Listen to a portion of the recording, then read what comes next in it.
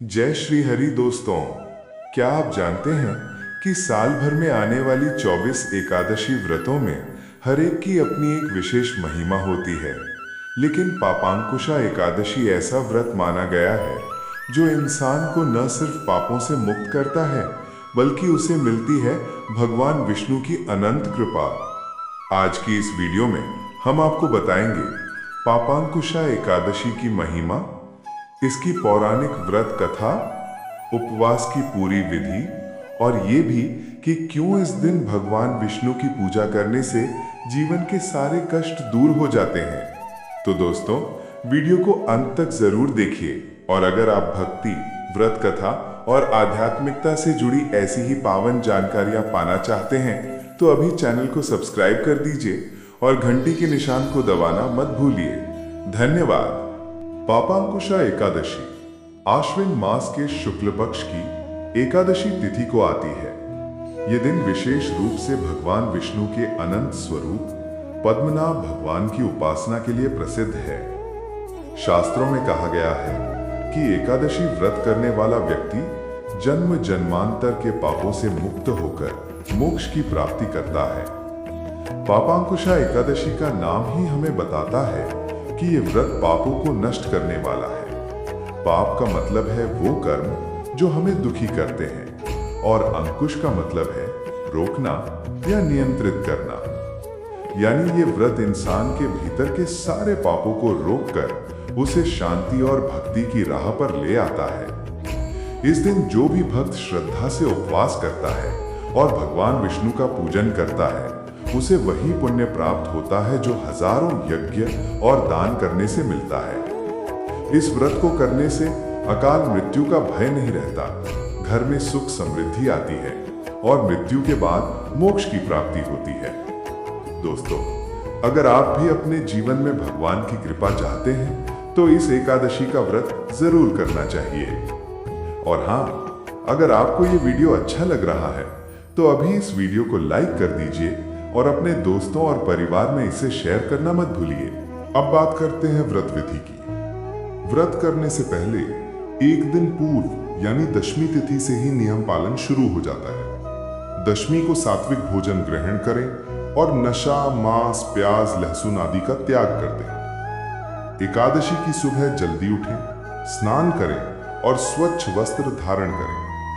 भगवान विष्णु की मूर्ति या चित्र को गंगा जल से स्नान कराएं, पुष्प अर्पित करें, धूप दीप जलाएं और तुलसी पत्र चढ़ाएं। पूरे दिन उपवास रखें। यदि आप चाहें तो फलाहार कर सकते हैं या निर्जल व्रत रखें अपनी क्षमता अनुसार। दिन भर ओम नमो भगवते वासुदेवाय मंत्र का जप करें। शाम को कथा सुनें और आरती करें और द्वादशी यानी अगले दिन व्रत का पारण करें और ब्राह्मणों को भोजन कराएं। दोस्तों, ये पूरी विधि जीवन को सात्विक, शांत और पवित्र बना देती है। अब सुनते हैं इस पावन दिन की कथा। एक समय की बात है, विंध्य पर्वत पर क्रूर सिंह नाम का एक शिकारी रहता था। वो जीवन भर हिंसा, पाप और अधर्म में लिप्त रहा, लेकिन जीवन के अंत समय में जब उसके प्राण निकलने लगे तो यमदूत उसे लेने पहुंचे।